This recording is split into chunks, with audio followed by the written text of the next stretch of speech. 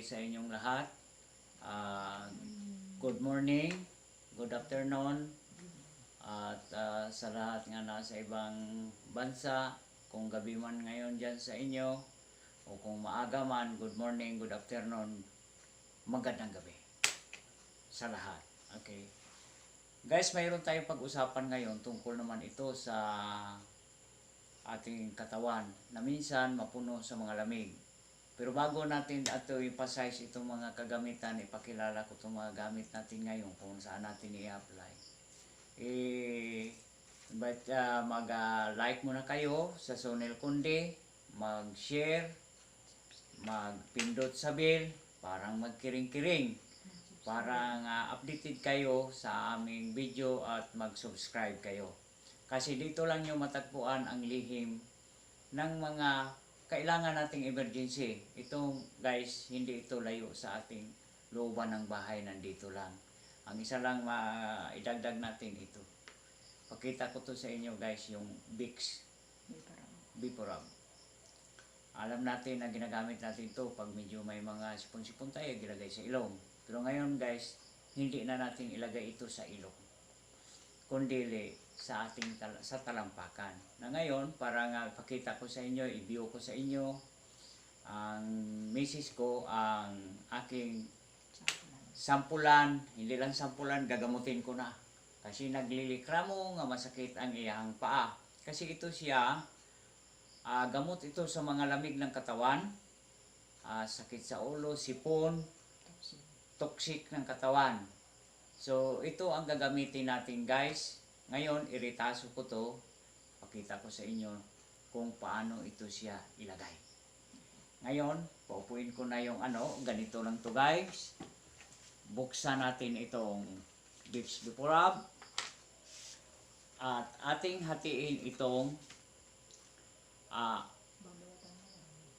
itong sibuyas.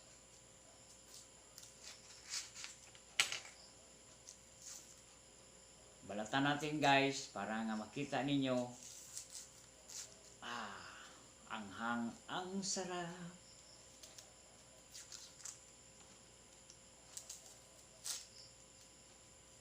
Yan. Tanggal na natin, balatan na natin. Remove the skin. O iritaso natin guys. Hatiin na lang natin sa gitna.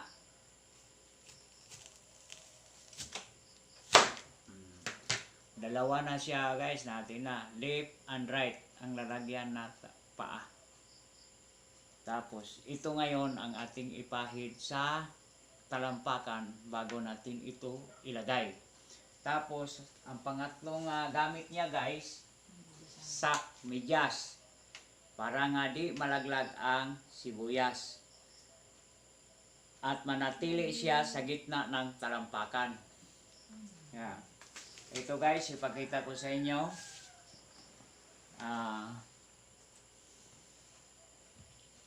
Ang pag-apply. Okay. Huwag sobra. Ito na siya guys. Lagyan natin ng huwag manigas. Lagyan na natin siya ng Vicks Vaporub. Buong talampakan.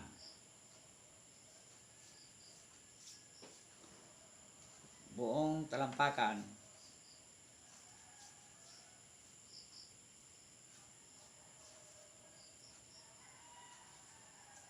Yan.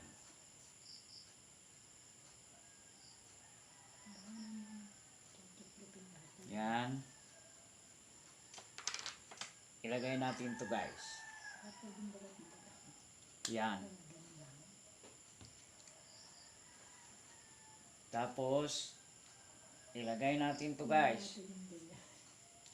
Yan. Ito. Para nga maproteksyonan, di siya mahulog ang ating gilagay sa gitna. Ngayon ang mag-absorb sa lahat ng mga lamig sa ating buong katawan para dito niya imagnito. Kaya yan ang tamang paglagay sa ating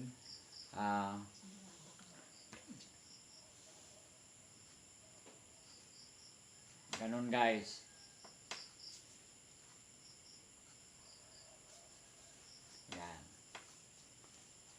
Ito guys, magamit natin itong mga sistema kung nalang tayo sa loob ng bahay na masama ang pakiramdam sa ating mga kasama, pwede nating applyan ng ganito. Yan guys, itakip natin. Tapos ipitin, isuot itong medyas. Ganon. Para nga maproteksyonan ang, basta lagi sa gitna ilagay ang onion ba, sibuyas. Okay. Nakita ninyo guys. Very simple ano. Nakita natin, nalagyan na. So, ibig sabihin, mga 2 oras, 3 oras.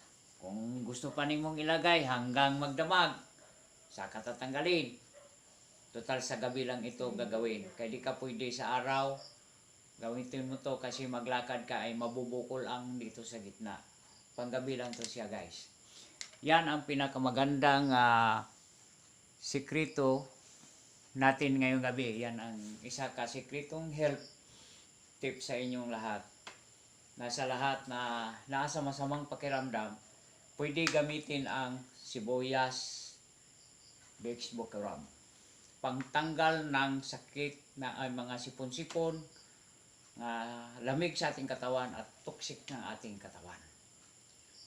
Kaya ngayon, nandito na siya, ready na siyang matulog, kaya gilagyan natin ganon para habang siya nagpahinga, mahigop yung masasamang ng loob ng ating katawan, toxin, maipon dito sa gilagay natin na ingredients o gamot.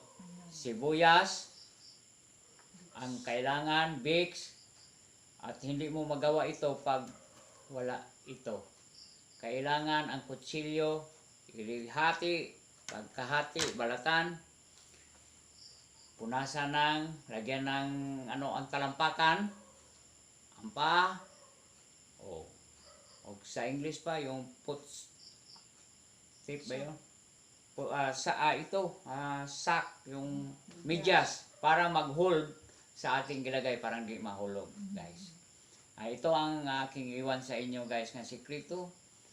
Manatili tayo sa panood o magsubaybay sa channel Kundi, Sunil Kundi.